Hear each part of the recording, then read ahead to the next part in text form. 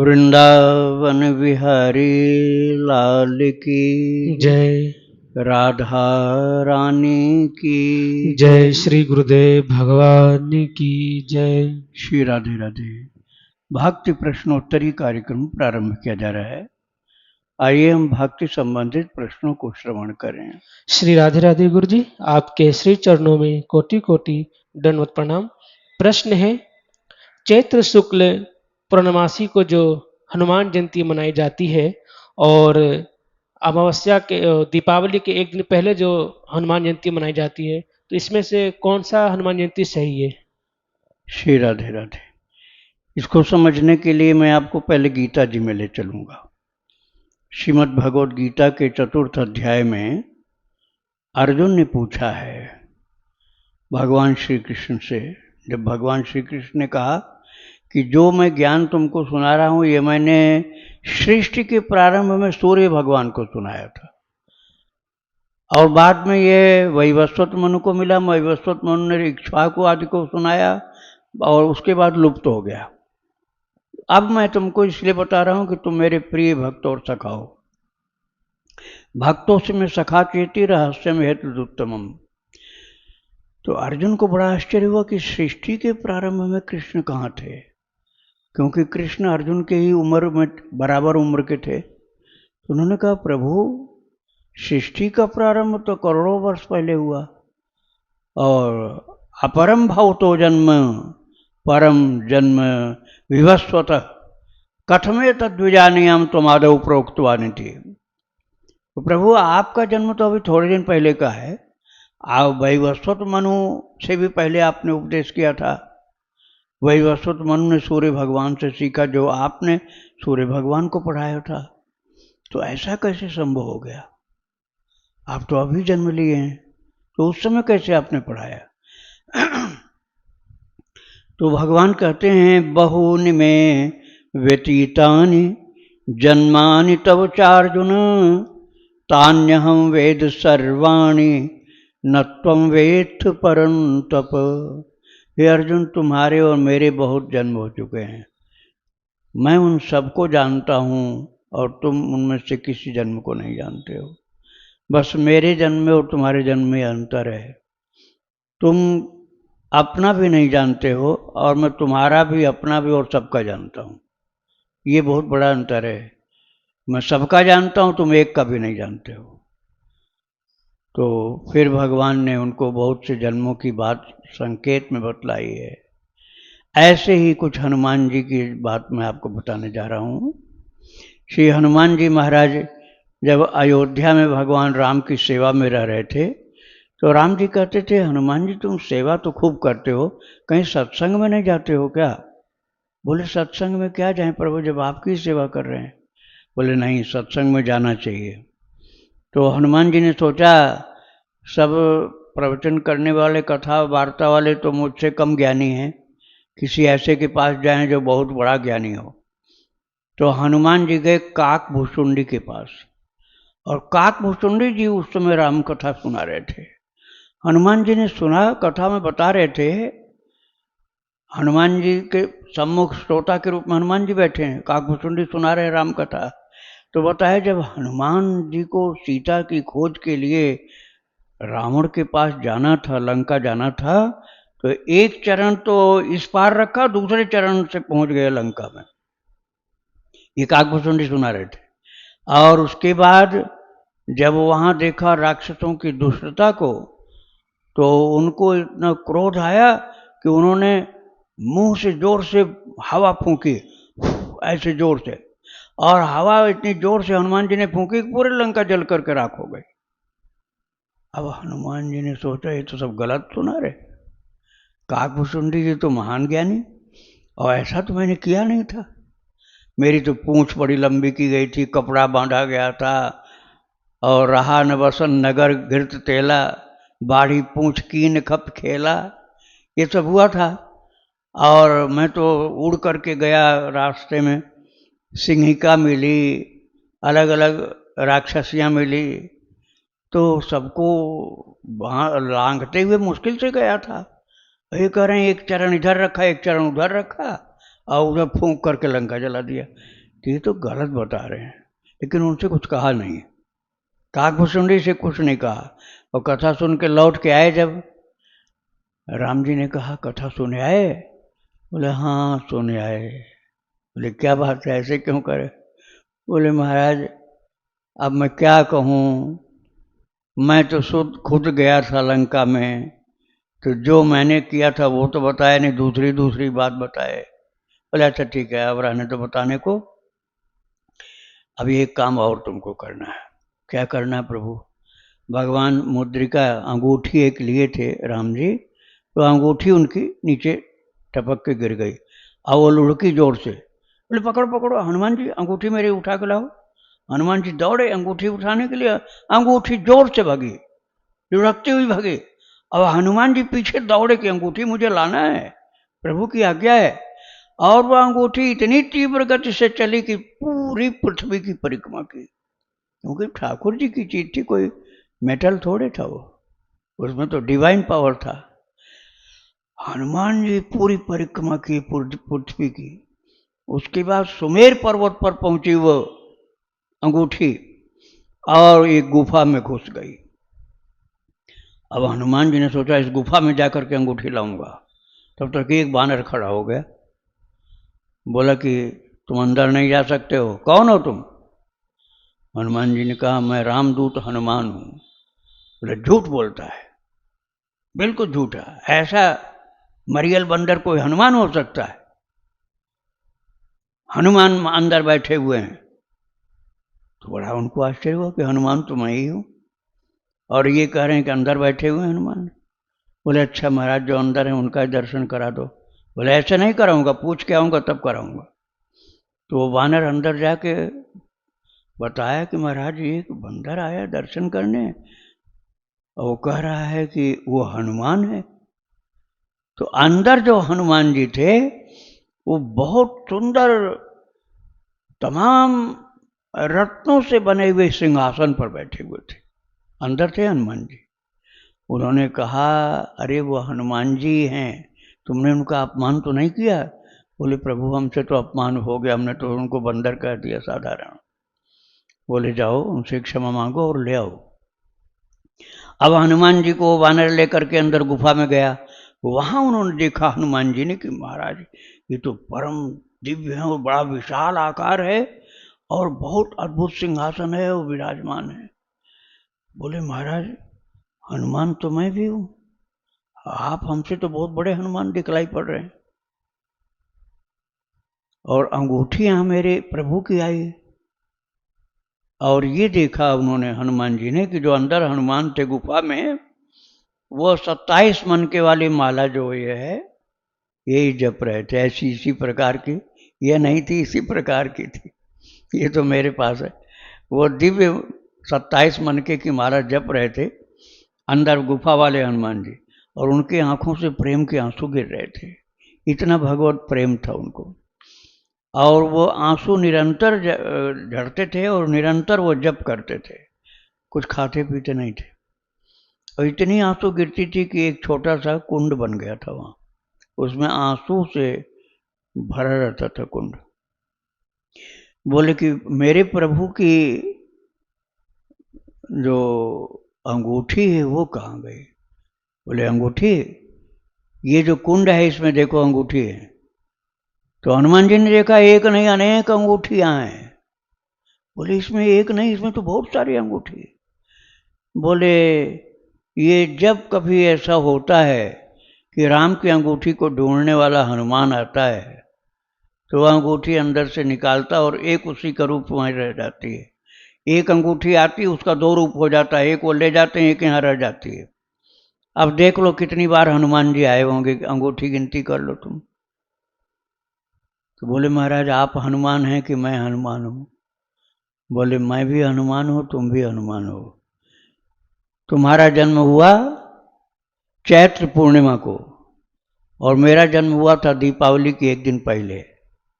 हनुमान तुम भी, हनुमान मैं भी, और हम भी राम जी के सेवक, वो भी राम जी के सेवक। और एक रहस्य की बात बताऊं तुम्हें? बोले बता दीजिए। बोले जो काकभूसुंडी ने कथा सुनाई थी तुमको, जो सब झूठी लग रही थी, वो मेरी कथा सुनाई थी, वो तुम्हारी कथा नहीं थी। वो एक पैर इधर समुद्र के, एक पैर उस पार, वो मैंने रखा था, तुम तो उड़ के गए थे। और जो फूंक मार करके लंका को जला दिया था, वो मेरी ही कथा थी। तो काकभूसुंडी ने गलत नहीं बताया था, सत्य सुनाया था। और ये बात जब उनको मालूम हुई, अंगूठी लेकर के राम जी के पास आए, तो प्रभु के चरणों में रख करके बोले, आज मुझे कुछ मांगने की इच्छा है। बोले क्या मांग रहे हो, कभी तो मांगा नहीं। तो भगवान ने कहा मांगो, अच्छा जो मांगना है।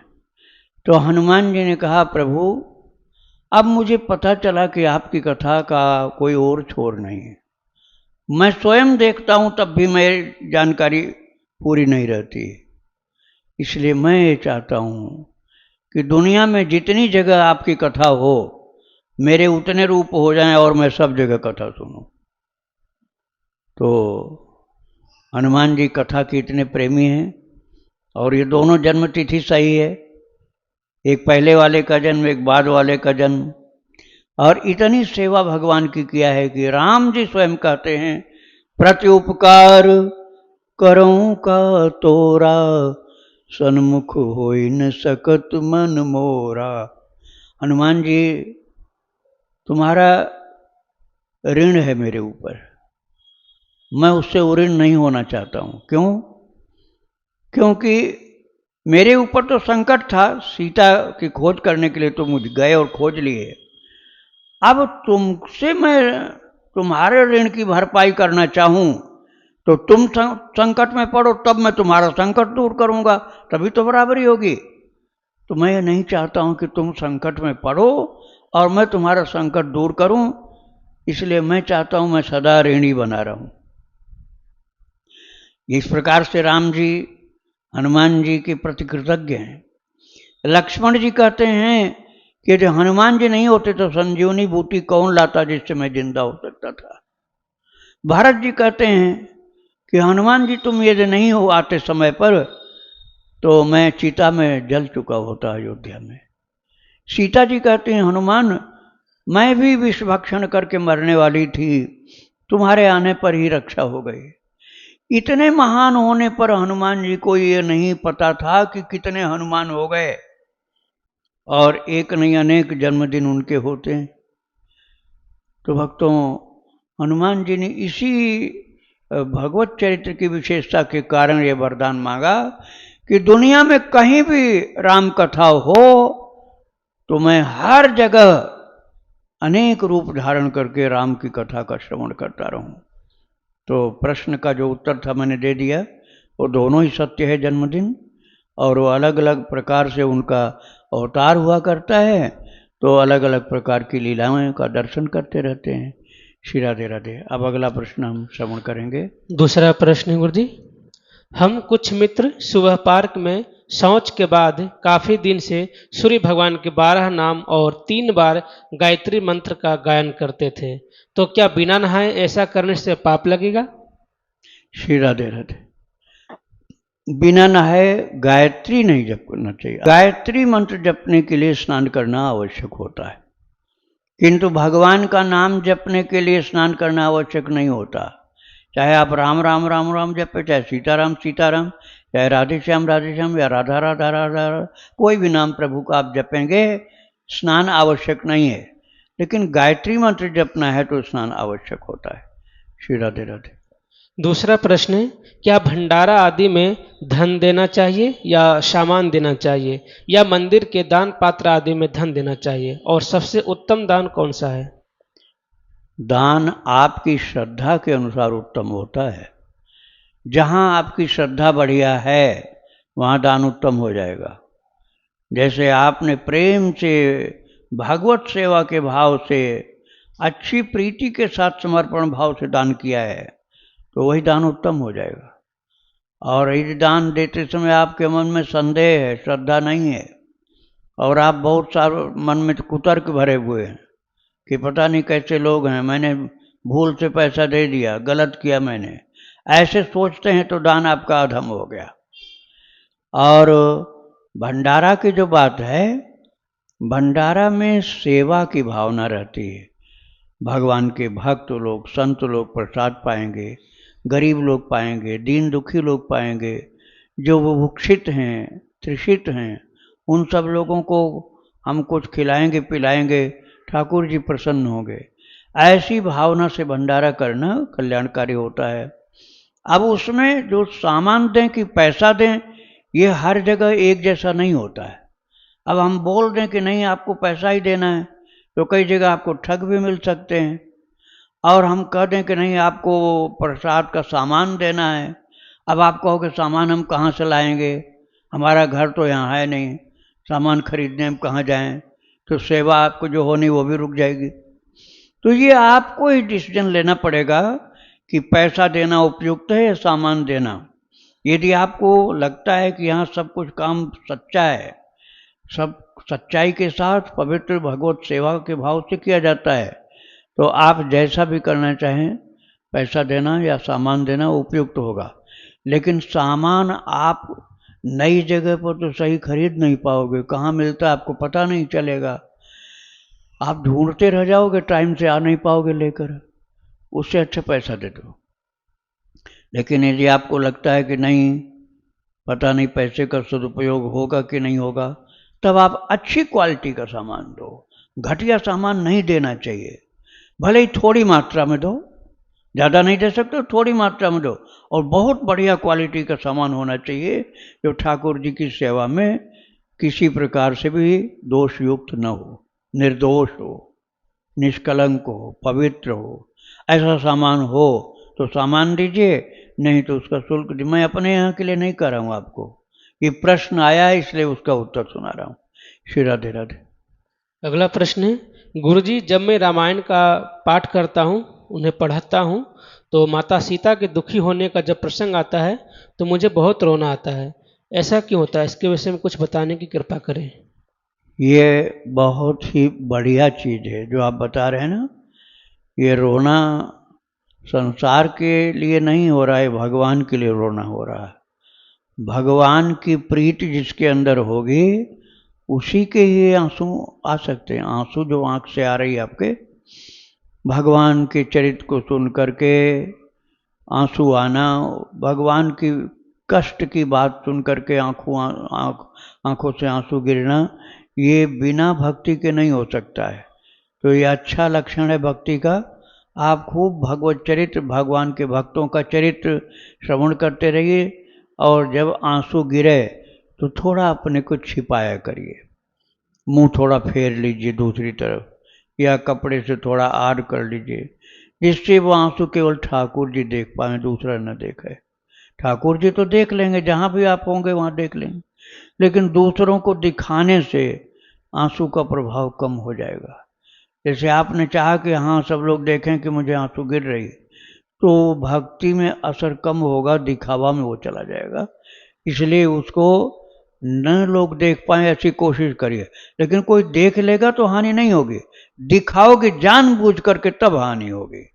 तो ये गोपनीय चीज़ है, क्योंकि बहुत दुर्लभ चीज़ है, हर किसी को आंसू नहीं आते हैं, और जिसको आंसू आ रहे हैं भागवत कथा, भगवान के भक्तों की कथा सुन करके, समझ लो उसके ऊपर प्रभु की कृपा विशेष है। श्री राधे राधे। राखी जी हैं मुरादाबाद से, इनका प्रश्न है, मेरे भाइयों व मेरी माताजी ने छल से मेरा पैसा जेवर सब लेकर मुझे घर से 2 साल पूर्व निकाल दिया। उसके बाद मेरी दीक्षा हुई, भजन करती हूँ, पर मेरा मन उन सब बातों में लगा रहता है, वह निकल नहीं पा रहा मेरे मन से। कृपया मार्गदर्शन करें, मुझे जीवन का कोई रास्ता दिखाइए। श्री राधे राधे। इस बात को पहले अच्छी तरह समझ लो कि जो आपका होगा वो कोई ले नहीं सकता है। जो पैसा आपका होगा वो ले नहीं सकता कोई, चोर डाकू तक नहीं ले सकते हैं, किसी तरह से आपके पास वापस आ जाएगा वो। और यदि आपका नहीं है तो बच नहीं सकता, वो पैसा जाएगा, जरूर जाएगा। मोबाइल बंद रखो भाई आप लोग। तो जो पैसा आपके हक का नहीं है वो पैसा जाएगा, चाहे सरकारी कानून के अंतर्गत जाए, चाहे चोर डाकू ले जाएं, या झगड़ा मुकदमेबाजी में जाए, कैसे भी वो चला जाएगा। तो यदि पैसा आपका गया है तो लड़ाई मत करो। भक्ति करने वाले की लिए उपयुक्त बात यही है कि आप मन में समझ लो कि किसी जन्म में आपने कर्जा लिया था उनसे, जो आपने ऋण लिया था, कर्ज लिया था, उसकी भरपाई हो गई, भुगतान हो गया, आपका वो पिछला जो कर्ज था वो आपका वापस उनको प्राप्त हो गया, आप ऋण मुक्त हो गए। ऐसा मान करके संतोष करो मन में। रात दिन उसकी चिंता करने से भक्ति बिगड़ती है। संतोष कर लो कि हमारा कर्ज था वो चला गया, अच्छा हुआ चला गया। तो भाई अब आप सांसारिक होगे बहुत ज़्यादा, तब तो उसके झगड़े मुकदमा करोगे, लड़ाई करोगे, लेकिन उससे भक्ति में बहुत बाधा पड़ती है। भक्त के लिए उपयुक्त ये नहीं होता। भक्त को ज्ञान के साथ उसे मन में डाइजेस्ट कर लेना चाहिए कि मेरा पैसा नहीं था ये, मेरा होता तो जाता कैसे। पक्का विश्वास कर लो कि मेरा होता तो जाता कैसे है, क्योंकि मेरा प्रारब्ध होता, प्रारब्ध के अनुसार ही तो रहेगा। जब प्रारब्ध में धन होता तो नहीं जा सकता था, प्रारब्ध में निर्धन होना था इसलिए चला गया वो, क्योंकि कर्जा देना था, कर्जा वापस चला गया। श्री राधे राधे। इनका दूसरा प्रश्न है, मुझे अपने सेवित ठाकुर जी के मुखमंडल पर कभी कभी आभा तेज दिखता है, तब मुझे कोई संसार की पीड़ा नहीं होती, मन बहुत खुश और आनंदित रहता है। यह कर्म एक महीने कभी 8 दिन का ही होता है, पर ज़्यादा समय वो आनंद टिकता नहीं। मुझे अपनी माता जी की बहुत याद आती है, उनकी चिंता होती है, कृपया मेरा मार्गदर्शन करें। भाई ये तो भगवान की कृपा ही हो रही है आपके ऊपर। भगवान के मुखारविंद पर तेज का दर्शन प्राप्त होना उनकी प्रसन्नता का द्योतक है, और ये आपके लिए प्रसन्नता का विषय है कि आपके ठाकुर जी आपके द्वारा सेवित जो हैं, आपकी सेवा के द्वारा खुश हो रहे हैं, प्रसन्न हो रहे हैं, अर्थात आपकी सेवा उनको स्वीकार है, आपका भाव उनको स्वीकार है। आप इसी तरह से सेवा में लगे रहिए। उनको भक्त चरित्र सुनाया करो भगवान को। आप तो सुनते ही होगे, लेकिन भगवान के पास, मेरे पास कई भक्तों का ये समाचार आ चुका है, फोटो भी आ चुकी है, भगवान के पास मोबाइल रखे हैं, कथा सुना रहे हैं उनको कि आप अपने भक्तों को चरित्र सुनो। हमारे पास फोटो आई, एक माता है डॉक्टर वंदना झा, वो जनकपुर के पास की है। उसका इतना ऊंचा भाव है कि अपने ठाकुर जी को यहाँ पढ़ाने के लिए लाई थी, और 1 साल ऑनलाइन पढ़ाई हुई थी। उसकी बुक भी छपी है, बाल भगवान शिक्षा, उस पुस्तक का नाम है बाल भगवान शिक्षा। तो वो माता ने मेरे पास फोटो भेजा था कि ठाकुर जी के कान के पास मोबाइल चालू कर रखी है, और फिर दूसरे मोबाइल से फोटो करके भेजा कि देखो मेरा बेटा पढ़ रहा है। बेटा कहती है भगवान को। तो 1 साल तक ऑनलाइन पढ़ाई हुई। तो ठाकुर जी का चरित्र, ठाकुर जी को भगवान भक्तों का चरित्र अच्छा लगता है, और भक्तों को भगवान का, अर्थात दोनों ही चरित्र कल्याणकारी हैं। भक्त चरित्र, भगवत चरित्र दोनों कल्याणकारी हैं। भगवान को सुनाओगे तो उनको बहुत अच्छा लगता है। राधे राधे। इनका आखिरी प्रश्न है, अपवित्र अवस्था में अपनी युगल सरकार की सेवा कैसे करूं? मैं घर में अकेली रहती हूँ। माता का प्रश्न है ना। अपवित्र अवस्था जो होती है वो सभी भाव में वर्जित नहीं होती है। जैसे किसी को वात्सल्य भाव है, भगवान के प्रति वात्सल्य भाव, जैसे उदाहरण के रूप में मैंने सुतपा माता का चरित्र सुनाया है, जो नया चैनल है अभी, सिंपल एंड क्लियर भक्ति चैनल, उसमें आधुनिक यशोदा मैया इस नाम से वो चरित्र 22 भाग में है, सुतपा घोषाल का। वो भगवान को अपना बच्चा मानती है, और कृष्ण सदा उनके साथ बच्चे के रूप में रहते हैं। तो ऐसे वात्सल्य भाव वाली कोई माता है तो उसकी अपवित्र अवस्था में भी लाला उसका सेवा स्वीकार कर लेगा, क्योंकि वो उसका बच्चे वाला भाव। आप अपने बच्चों को क्या भूखा रखोगे जब शरीर अशुद्ध होगा? प्रैक्टिकली ऐसा नहीं हो सकता है।